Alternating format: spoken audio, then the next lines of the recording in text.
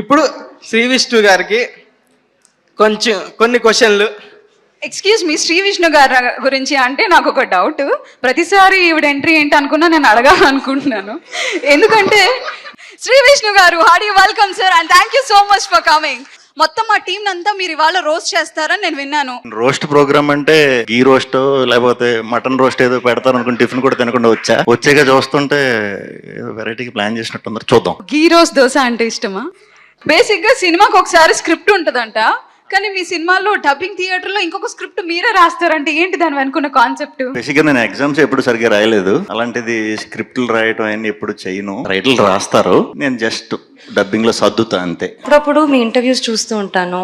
Me on screen off screen sense of humour కి కూడా పెద్ద ఫ్యాన్ సార్. ఇప్పుడు ఆవిడతో పాటు నేను ఫ్యానే సార్. కానీ మీరు చాలా షై ఇంట్రోవర్ట్ అని విన్నాను.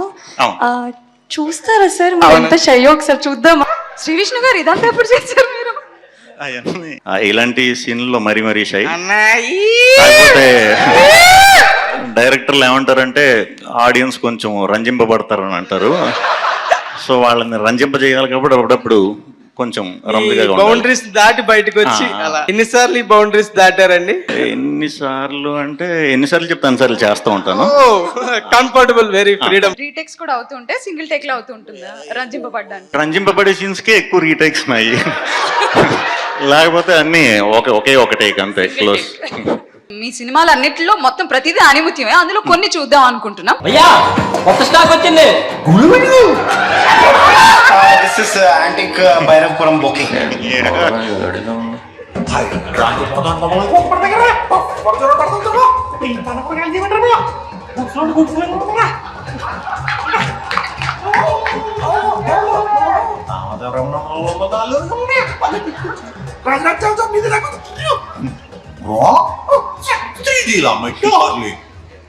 నమస్కారం అండి. నమస్కారం. ఏం చేస్తున్నారండి? ఎవరు నువ్వు?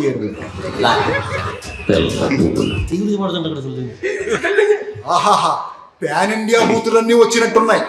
వాకింగ్ చేస్తూ మరీ బూతులు మాట్లాడుతున్నారు. పైన టైటిల్ కూడా వేసారు, లిజన్ కేర్ఫుల్లీ అని. ఆ అమ్మాయికి అసలు యాక్టింగ్ ఏం రాదని చెప్పి నువ్వే రోజు షూటింగ్ లో దగ్గర నుంచి చేయించేవాడు అంట కదా, నిజమేనా? ఇదేంటి సార్, డబ్బింగ్ కూడా దగ్గర నుంచి చెప్పించేవాడు కదా. ఆమెకే నాకన్నా బాగుంది సార్, నాకేం రాదు. అవును, బయట టాకు చెప్తున్నావా బయట? మీ డైరెక్టర్ గాడు పెద్ద బలపం గాడని బలపం పట్టించి మరీ నువ్వు సీన్లు రాయించుకున్నావు అంట కదా, అవునా? మొన్న నైట్ నువ్వు, కృష్ణ, వినీత్, సుభాష్ 2 బీర్లు వేసి సినిమా రిలీజ్ చేయబోతున్న మన వంశీ గారిని ఏదో అన్నావు కదా. వంశీ గారి మీద కొంచెం బార్డర్ కూడా దాటేవని టాక్ వచ్చింది. నాకు తెలుసు, ఏంటో చెప్పు.